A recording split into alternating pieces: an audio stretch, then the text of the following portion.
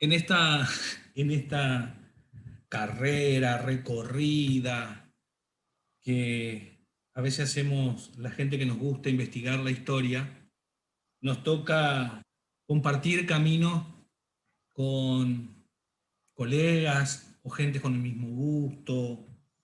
De los personajes que yo he encontrado y que siempre me da gusto charlar, temas viejos y temas actuales, es mi amigo Setimio Presuto, que está en Berlín. Él se fue hace muchos años de Argentina en un proyecto de investigación en el Instituto Iberoamericano de Berlín. Y bueno, la tecnología nos permite este tema de contactarnos y de eh, interiorizarnos, compartir como amigos y como investigadores. Nuestro camino con Setimio se cruzan en un montón de puntos. La historia prehispánica, la historia guaraní, la historia jesuítica, la historia del chamamé. Es un gran investigador con el cual podemos hablar un montón de cosas. Pero en esta oportunidad yo lo voy a presentar a mi amigo Setimio Presuto desde Berlín, eh, para hablar sobre un tema muy particular. Setimio, ¿cómo estás? ¿Cómo andas, Carlos? ¿Qué se Tanto cuenta? tiempo que no nos vemos. Pero no nos vemos, pero este tema de la tecnología por ahí un poco nos ayuda, ¿viste? Nos tenemos Y sí, que acostumbrar, nos sí, tenemos que es acostumbrar. así. No tenemos que acostumbrar. Agradezcamos la tecnología que nos da esta posibilidad de mirarnos las caras, aunque sea sobre una pantalla. Setimio, Eh, la apertura que ha hecho la tecnología también con los investigadores es increíble. Antes, hace 50 años atrás, ir tras un manuscrito o información en una biblioteca era toda una odisea. Hoy la digitalización también ha abierto la posibilidad de esas cosas. Eso es cierto. Y yo te puedo decir que en este periodo justamente, que estoy corrigiendo la introducción al libro Orígenes del Chamamé, en el cual vengo trabajando desde hace muchos años, que va a ser una trilogía. Sin esta herramienta hubiera sido muy difícil poder avanzar, porque el tema es que las bibliotecas están cerradas, muchos libros, sobre todo los libros antiguos, no están al alcance, y ahora las bibliotecas también como un modo de sobrevivencia y de no perder el contacto con el público, pienso de que han abierto esos manuscritos a través del mecanismo de la digitalización y el acceso, porque la cuestión no es solamente la digitalización, es que también puedas acceder. Igual. Y realmente tengo que decir que muchos de los materiales que yo había fotocopiado en su momento, porque no existía esto, ahora están disponibles en la red y otros obviamente no lo están. Pero así como tuve que viajar a ciudades distintas, a Leipzig o a Regensburg, para ver materiales manuscritos sobre todo, hoy muchos de esos materiales basta hacer un clic y uno lo tiene en la pantalla. No es lo mismo tenerlo con las manos, pero al menos uno puede acceder a la información. Totalmente. Setimio, en alguna oportunidad, cuando yo estuve en Berlín, vos me presentaste a mí en un evento como un Viator Mundis. Sí, y los sos. Yo creo que más serás vos, como decíamos cuando eras chico y peleábamos, ¿no es cierto? Más serás vos, sin saber por ahí lo que significaba mucho. Y yo creo que además del gran bagaje que tenés como investigador de material escrito, bibliotecas, archivos, de tantos años, este trabajo que estás haciendo de investigación tiene aproximadamente 30 años que estás viviendo en Berlín, fundamentalmente haciendo pie en la Biblioteca del Ibero, etc. más allá de eso, también hay un gran trabajo a campo, que es lo que hoy yo te invité a conversar. Mira, Para hablar yo, perdón. yo te diría una cosa, hagamos un salto de montaje, mostrarle a los espectadores, quienes nos miran, la primera foto que nos lleva al otro mundo. Correcto. Yo iba a decir justamente esa cuestión de que vos, más allá de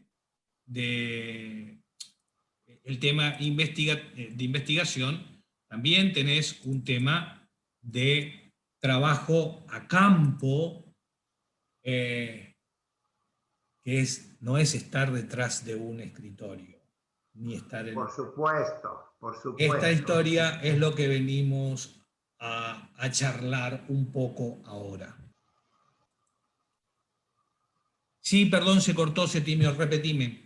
Bueno, entonces, te decía, la aldea guaraní, que fue el primer gran descubrimiento mío, pero no en el 91, sino recién en el 98, yo llegué a esa aldea, ahí está, eso es la aldea, eso es otro mundo, es otra realidad, es otra dimensión espacial.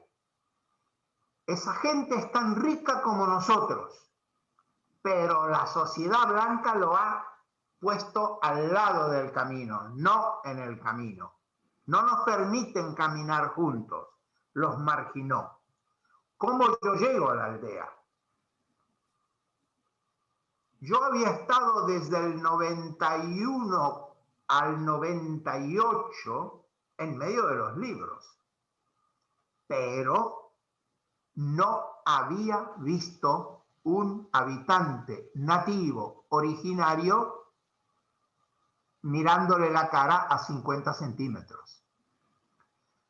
Me recuerdo que Marcelo Larric, un antropólogo de Misiones, que me ayudó mucho al principio en todo este trabajo, él estaba aquí haciendo un doctorado, me dijo, vos tenés una imagen romántica de los indios, Septimio, no son así.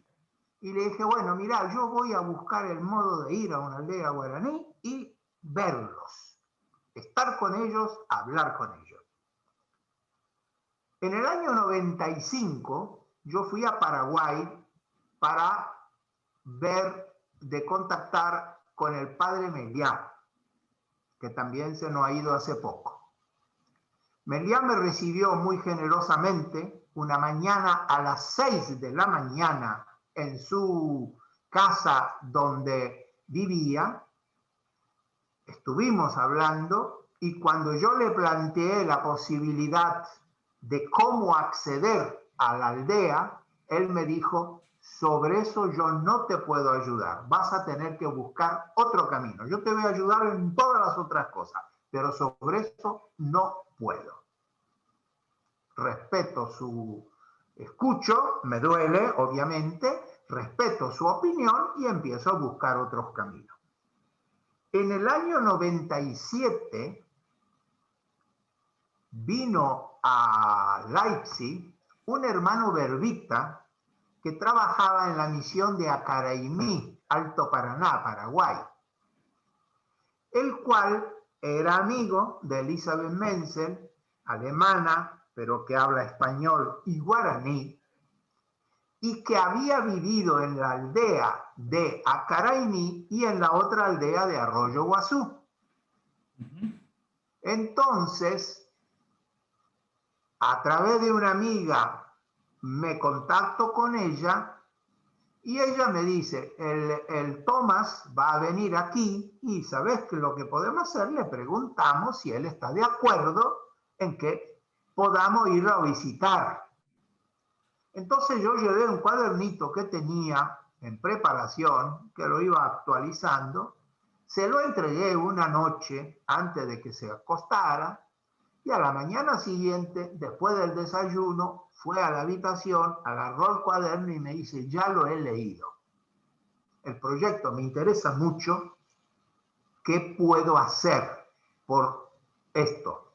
Y yo le digo, mira, lo que vos podés hacer es que yo pueda entrar en la aldea y mirar eso, verlo, tocarlo con la mano.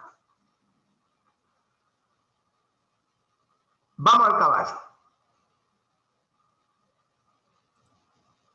Espera.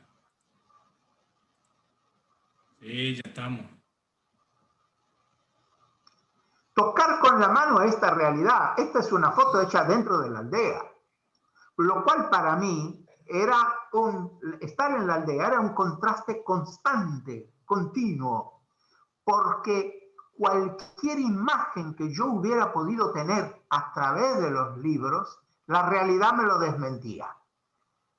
La realidad se ponía con una fuerza enorme adentro, era impactante, era fuerte, era maravillosa. Yo ahí constaté que todo lo que se habló y se escribió sobre 100 años de soledad de Gabriel García Márquez, en realidad nosotros la tenemos, lo que pasa es que no tuvimos un García Márquez que le escribiera. Nuestra realidad es maravillosa. Tal es así que años después escribí un texto en forma de poema libre, que se llama, el título es ¿Fueron los guaraníes los inventores del realismo mágico? Entonces, yo dije, bueno, esta realidad me pide otra cosa. En la biblioteca había un antropólogo oficial del Ibero, el cual me decía, no, tú vas ahí y en una semana tú ya te haces una idea. Entonces yo decía, pero pensaba para mis adentro, una semana, ¿y qué hago yo en una semana en una aldea? Entonces, por suerte, que se consiguió armar un circuito que Tomás nos recibía en Caraimí. Y ahora después voy a contar la llegada a Caraimí. Elizabeth consiguió una pasantía en el Instituto Paraguayo Alemán de Asunción. Yo andaba por España haciendo un trabajo para financiar el viaje, porque obviamente va dicho también que este proyecto no tuvo ninguna ayuda oficial hasta ahora. Y entonces nos encontramos en Asunción. Yo antes había hecho, gracias también a la ayuda de la Elizabeth, había hecho un contacto para ver la aldea guaraníes en Misiones, que fracasó. Fracasó porque las personas que nos iban a recibir, esto es Paraguay, la foto de ahora, las personas que nos iban a recibir tenían una ayuda de una institución alemana. Y mi olfato me dijo en aquel momento, si estos los recibimos, por ahí puede cambiar la situación. Y después de hacerme viajar a la Argentina, pensando de que iba a estar unos días en la aldea, en Misiones, cuando llamé por teléfono para llegar, me dijeron, no se puede venir. Y entonces volví a levantar el teléfono, ahí en una cabina de la calle Verón de Astrada, y llamé a Tomás y nos fuimos yo me fui a Paraguay para ir junto con Elizabeth, que ya estaba en Asunción, para ir a verlo a Tomás. Poné la otra.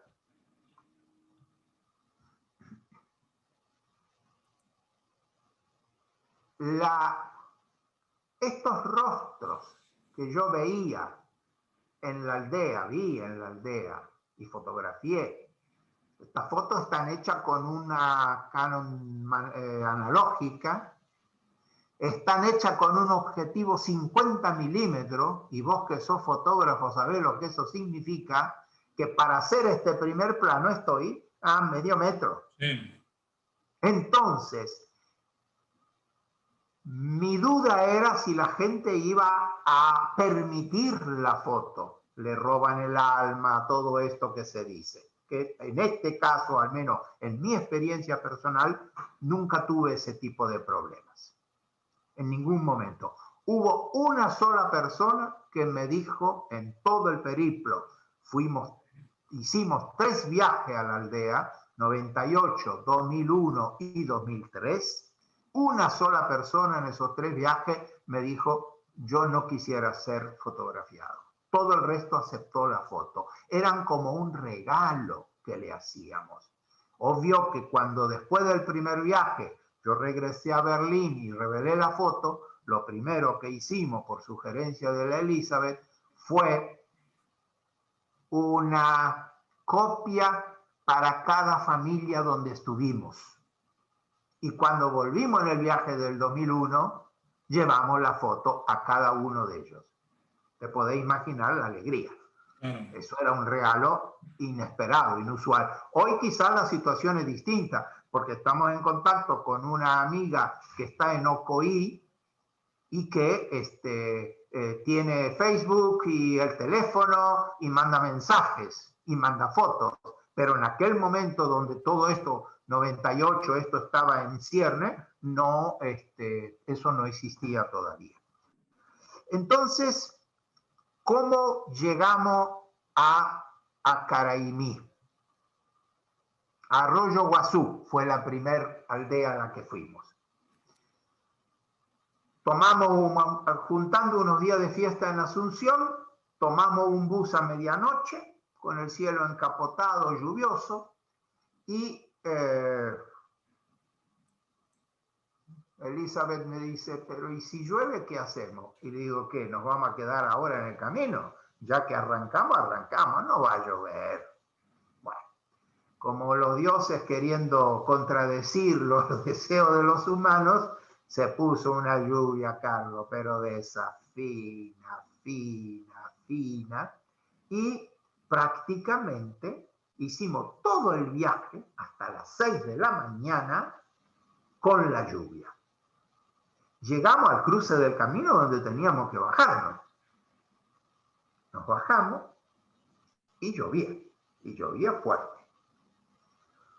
Un cruce de camino donde lo único que marcaba el horizonte era la ruta que seguía y todo el resto barro de un lado y del otro. Y ya la lluvia venía con varias horas. Bueno, 4 o 5 casitas y una señora tomando mate delante de algo que parecía un bar. Entonces yo, a una distancia prudencial, le digo, señora, ¿está abierto? Y ella me dice, no, señor, es muy temprano. Y seguía tomando mate. Entonces, bueno, paciencia, no vamos a poder tomar algo caliente. Y empezamos a caminar. Después de 20 metros, zapatos afuera, a remangar los pantalones y plac, plac, plac, plac. Para llegar a la aldea de Arroyo Guazú, había que hacer 17 kilómetros a pie. Bueno, y la lluvia continuaba. Cada tanto raleaba un poco y seguía lloviendo. A un cierto punto, caminamos más o menos, habíamos hecho un tercio del camino, empiezan a aparecer las sorpresas. Un lago de agua que no sabías vos si debajo había 1 metro o 5 centímetros. Bueno, yo me pongo a tantear despacito, paso, la Elizabeth también pasa, y a un cierto punto vemos salir de una chocita una señora con un muchachito que llevan una olla que humea a otra casa. Sí, pero esto, ¿en qué mundo estamos? ¿En qué dimensión estamos viviendo? Finalmente, más o menos hacia mitad del camino, llegamos a un lugar donde había un almacén de un brasileño que estaba abierto. Bar, comida, todo. Bueno, entonces entramos, un cafecito, un poco de cachaya y nos pusimos de vuelta en órbita. Y el tipo nos miraba como bichos raros, marcianos, venusianos, extraterrestres que han llegado acá. ¿Qué mierda quieren estos dos? Entonces, en cierto momento se anima y pregunta, ¿y ustedes para dónde van? Y la Elizabeth le dice, para Arroyo Guazú. Y él dice, no, ustedes no van a pasar. poquito más adelante hay como 2 metros de agua. Bueno, yo en mi interior pensé, esto es factible. Pero al mismo tiempo, conociendo que los brasileños en general, cuando delante de estas cosas exageran, cuando él se retiró, le dije a la Elisa, no le hagas caso, ellos exageran siempre. Un más grande del mundo. Bueno, tuvimos ahí unos minutos y seguimos caminando. Efectivamente había un laguito, pero que llegaba hasta la rodilla. Así que pasamos también eso. Y seguimos. Y a un cierto punto, en medio de la soledad de ese camino, donde lo único que sentíamos era el ruido de nuestros propios pies, un ruido de un motor. Yo digo, pero ¿qué carajo ha pasado ahora? Un motor en esta ruta. Bueno, y allá, lejos, se veía un coche que venía avanzando. Bueno, yo me pongo de un lado, levanto una mano para que me vea desde lejos, porque sabiendo que frenar en el barro es una aventura, sí frenaba, y cuando el hombre se empieza a acercar, yo veo que empieza a bajar la velocidad y pasa delante de nosotros y 8 o 10 metros para. Era una pick-up, en la cabina iba toda la familia, él, una mujer y 2, 3 chiquilines.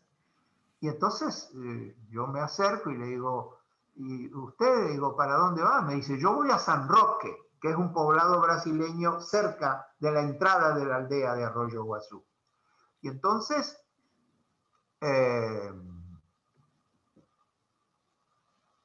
lo miro y él me dice, suban atrás. Y nos caía el agua, viste, bien de frente. No, en serio. Bueno, eso nos ahorró unos kilómetros y la aventura que tuvimos con él es que encontramos el otro lago, pero ese era más grande. Entonces, él para antes de entrar al agua y me baja la ventanilla, yo me asomo y me dice, ¿usted cree que pasamos? Le digo, seguro que pasamos. Le digo, eso sí, una vez que tenés el pie sobre el acelerador, no lo aflojes. Bueno, y vos sabés que entramos y de golpe el agua empezaba a subir, tocar el capot, subí arriba del capot y el tipo se asustó. Y yo le pegué unos puñetazos desde arriba, reaccionó y conseguimos pasar del otro lado. Cuando encontramos un segundo lago, el tipo se paró y me dice, aquí no pasamos. Entonces le digo, mire, vamos a hacer una cosa. Yo voy a pasar caminando. Si yo paso, va a pasar usted también. Bueno, entonces me bajé, me puse en la huella, porque no se veía absolutamente nada, y despacito pasé del otro lado y el agua era a media rodilla, no más de eso. Bueno, llegó a donde él tenía que doblar y nos dejó. De ahí teníamos más o menos 1 kilómetro todavía, esto habrán sido 2 o 3 kilómetros, no fueron más.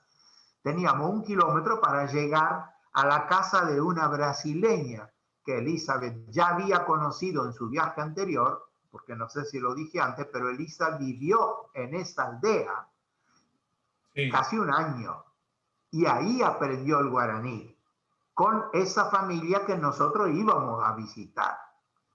Entonces empezaron a ladrar los perros. Esto es reviro. Es una comida muy común dentro de la aldea. Se hace con harina que se cocina con aceite de soja y mientras está cocinando se la golpea y se la transforma prácticamente en migaja y se termina de comer en el caso de la familia Villalba, que es donde estuvimos, lo comían con mate cocido. Entonces, los perros ladraban, claro, después de un poco asoma un señor con un cimarrao en la mano y él la conocía a la Elizabeth, gran sorpresa, nos hacen pasar, café con leche, todo una atención espléndida y el señor que estaba con su mate de 1 kilo de hierba dentro del mate. Bueno, entonces, después que nos recuperamos fuerza, seguimos para la aldea. Bueno, cruzamos la puerta imaginaria porque no hay una puerta, cruzamos, ahí hay una línea de electricidad que lleva a la escuela de Arroyo Guazú, pero la electricidad no baja a las casas, va para arriba, pero no baja. Y entonces la casa donde íbamos estaba como 100, 150 metros del borde del camino. Y entonces, bueno, los perros empezaron y la Elizabeth me dice, ¿vos pensás de que saben que estamos llegando? Le digo, bueno, que estamos llegando no lo saben porque a nadie se le ocurriría largarse con esta lluvia. Ahora, que ya nos han detectado de que somos bichos raros, sí. Y digo, y lo más probable es que están mirando a través de las endijas de las maderas, como vimos la señora detrás, la casa tenía madera con endijas grandes. Entonces, nos fuimos acercando y de golpe salen los dos chiquilines, la familia eran él, ella, un muchacho, dos muchachas adolescentes, son 3 y después eran 8 en total, con el último que tenía 8 meses. Bueno, fue una sorpresa, una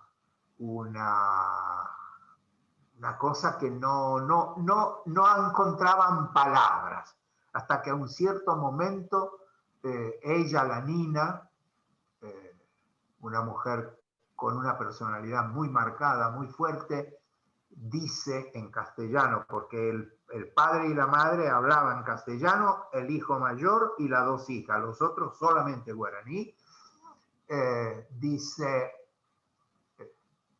ustedes tienen que querernos mucho para venir a visitarnos con este tiempo. Y a mí esa cosa me marcó. Me marcó porque en ese momento vi cómo ellos sabían apreciar el esfuerzo que nosotros habíamos hecho. Porque nosotros también, en el momento que bajamos del autobús, hubiéramos podido, y la Elizabeth me preguntó, ¿y qué hacemos? Mirá que esto es camino de barro hasta allá y son 17 kilómetros. Esperamos el bus que va para Asunción y hacemos el viaje en otra ocasión. Y yo, un poco inconsciente, otro poco... Impaciente. Porque realmente, Otro poco impaciente, de ansioso. Impaciente porque quería ver esa realidad. Y digo, ¿qué carajo? Digo, vinimos hasta acá y ahora vamos a volvernos a Asunción sin seguir. No, le digo, vamos a seguir. Y seguimos. Entonces, creo que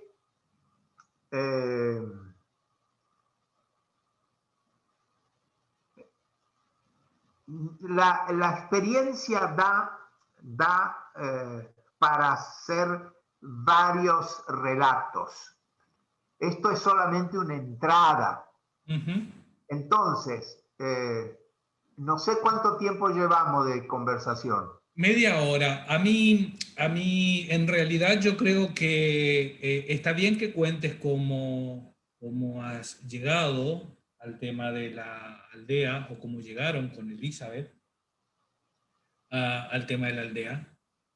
A mí me interesa conocer y creo que es lo más curioso para la gente por ahí cuando uno lo transmite. A mí me ha tocado en otras oportunidades de lo personal, pero creo que es bueno que lo intercambiemos para contárselo a la gente. Cómo viven, como su familia, que comen, que rezan, que es lo importante esto de que alguien vaya a visitarlo. O sea, más allá de la aventura de tu viaje, ¿qué es lo que uno puede transmitir de lo que se vive dentro de una aldea y que no se conoce? Ok, entonces, vamos a ir con 2, 3 anécdotas y después ahí lo dejamos y lo retomamos, seguimos en otro momento. El primer impacto que a mí me hizo fue su extrema pobreza y su extrema limpieza. Es decir, cuando en Curuzú se hablaba de que vos ibas al Yaguarrincón o en las afueras y decís, che, qué limpio que estaba el ranchito. Bueno, las chozas estaban limpísimas, sin agua corriente, sin luz, sin baño. El agua corriente era un pozo donde se tiraba un balde de plástico y el agua salía roja, sí, claro, con tierra adentro. Y eso es lo que había que tomar. Estaba como a 60, 70 metros y en su capacidad de crear habían cortado el pasto que estaba muy alto y vos sacabas el agua y con un tachito ahí te metías y esa era la ducha. Carrito y a otra cosa, ahí lavaban la ropa. En la choza, piso de tierra. Se dormía a la noche con los pies hacia el fuego que estaba encendido día y noche. Y Pablino, el hijo mayor, había hecho una escuela agrícola, de agricultura, que manejaban los mismos curas y Tomás participaba en esa, había estado ahí. Ahora dirige un centro él como director. Entonces, me decía, cuando yo tenga un tractor, voy a trabajar la tierra. Y yo le decía, Pablino, ¿y si el tractor no llega? Ah, entonces no. ¿No? Y a ese punto, yo me puse a hablar con él y él se transformó en un cicerone gentil, atento, honesto, que a todas las preguntas que yo le hacía, él contestaba. Por ejemplo, un día me lleva a ver el cementerio. Tumbas muy chiquitas. La próxima vez vamos a poner alguna foto de esas. Y de golpe había una división. Y le digo, che, ¿y por qué esto de un lado y esto del otro lado? Me dice, estos son los que se suicidaron. ¿Cómo? ¿Suicidio? Sí, sí, dice. La gente adolescente que sale de aquí, que va a Ciudad del Este, está a 120 kilómetros de Ciudad del Este, y que no se hallarse en el sentido guaraní, que no se encuentra bien, que no se encuentra cómoda, que no consigue trabajo, que para comer tiene que ir a buscar comida a la basura. Cuando vuelve, la comunidad en ese choque de mundos también los rechaza y varios terminaron suicidándose. Obviamente, todo este tema de los suicidios, el mundo blanco nunca se enteró, claro, o no quiso enterarse. La segunda cosa que me golpeó mucho, yo andaba con un grabador. Obviamente grabador y cámara resistieron a la humedad nocturna, porque dormíamos en el piso, y a nosotros como gran lujo nos dieron una tabla levantada, arriba de la tabla envuelto con la frazada de Alitalia, o no me acuerdo qué compañía era con la cual yo había viajado. Y nada más. Entonces, un día me dice, che, ¿y eso para qué es? Digo, ese es un aparato para grabar la voz. Ah. Y no dijo más nada. Al día siguiente vuelve.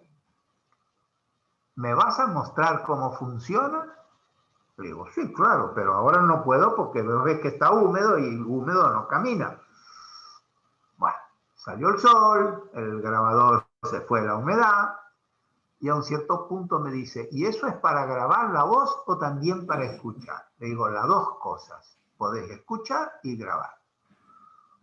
Y me dice, ¿y vos tenés algo que yo pueda escuchar? Le digo, claro, como no, tengo un cassette que me acompaña. Y que eran las 4 estaciones de Vivaldi, que me lo había llevado. Entonces pongo el cassette dentro del grabador, tenía uno de los auriculares, le digo, mira, se lo pongo, escucha, la primavera. En cierto momento me agarra la mano que quiere parar, yo paro. Y entonces me dice, espera un poco. Se va y llama a la hermana. Y quiere que escuche también la hermana. Termina esta hermana y viene la otra. Y así pasaron toda la familia. Cuando pasó eso, que para mí era una cosa espléndida, maravillosa, yo esperaba una respuesta, un comentario, que obviamente ese día no llegó. Bueno, al día siguiente yo dije, ok, vamos a pulsear. Vos no me decís, yo no te voy a preguntar. Como al mediodía me dice, vos sabés que lo que me hiciste escuchar ayer era bonito. Los violines me gustaron. Entonces ahí yo me quedé, lo miré y no tuve elemento de reacción, porque el hombre había vivido un momento lúdico, musical, de un compositor del Renacimiento italiano, con la misma capacidad que lo puede vivir cualquier persona con sensibilidad. Y ellos son muy sensibles.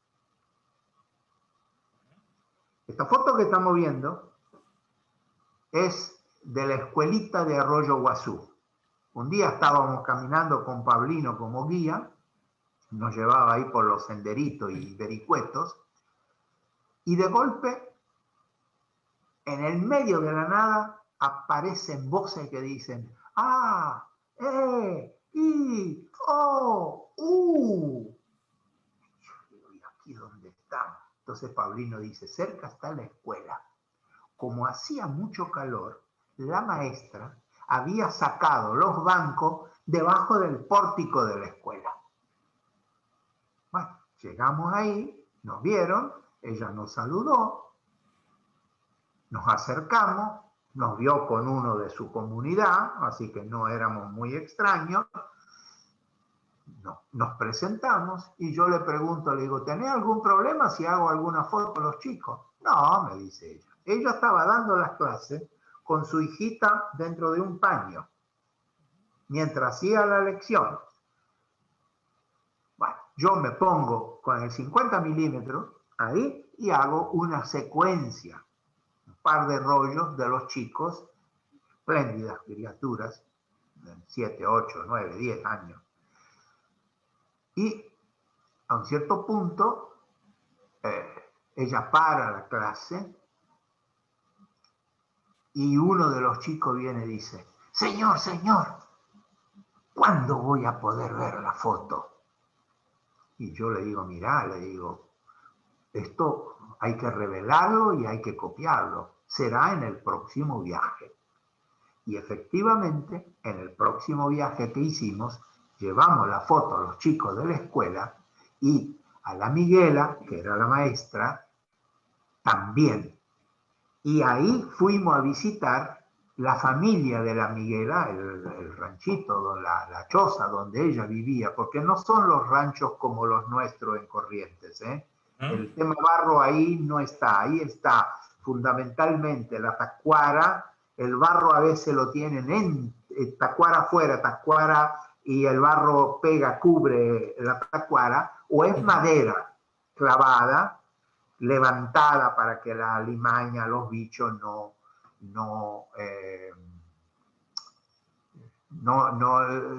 que no te pasen en medio de los pies mientras estás parado dentro de la casa.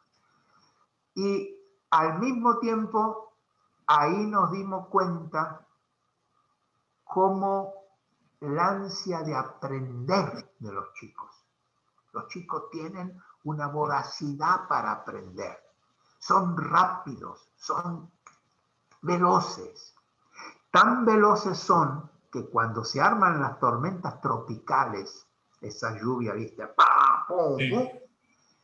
Usan la lluvia como elemento de juego. Se ponen a hacer volteretas y se mojan y saltan. Es un juego más. Entonces, me parece que con esta imagen del juego más y la capacidad de los chicos de inventar con la lluvia algo que no, que el mundo blanco ha perdido esa dimensión totalmente. El mundo blanco, la lluvia es una molestia, es un fastidio. Ellos transforman eso en algo que funciona como un elemento lúdico. La foto que estamos viendo, a mí me sorprendió enormemente, porque vos fíjate, el camino es de barro, que ya estaba secándose.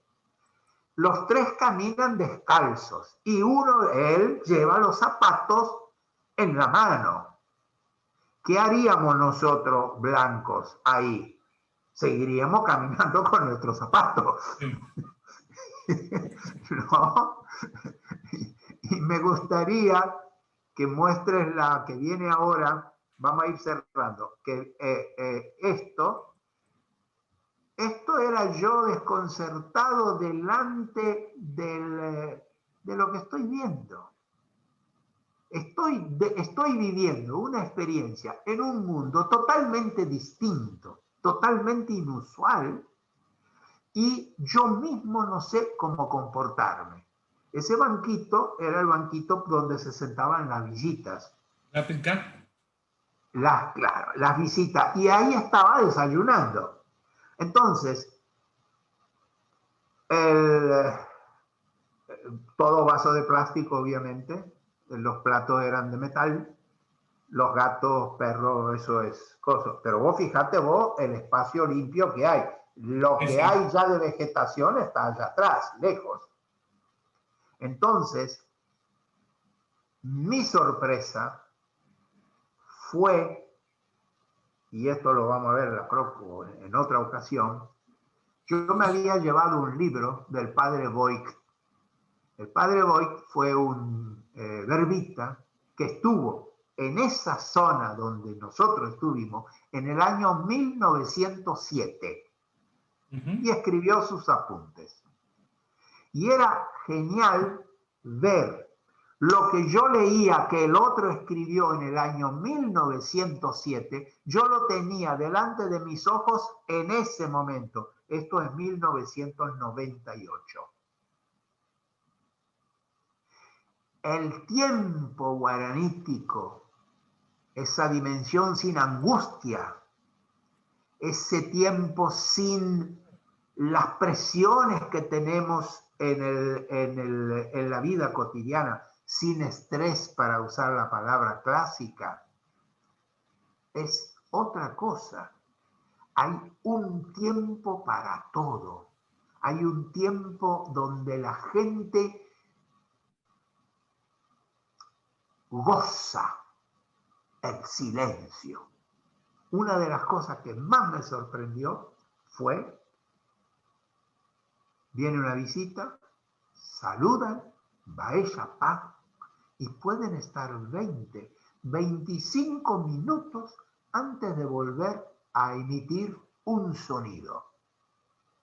Eso el mundo blanco no lo soporta. Porque a nosotros nos han aturdido y nos siguen aturdiendo con un montón de cosas que no sirven.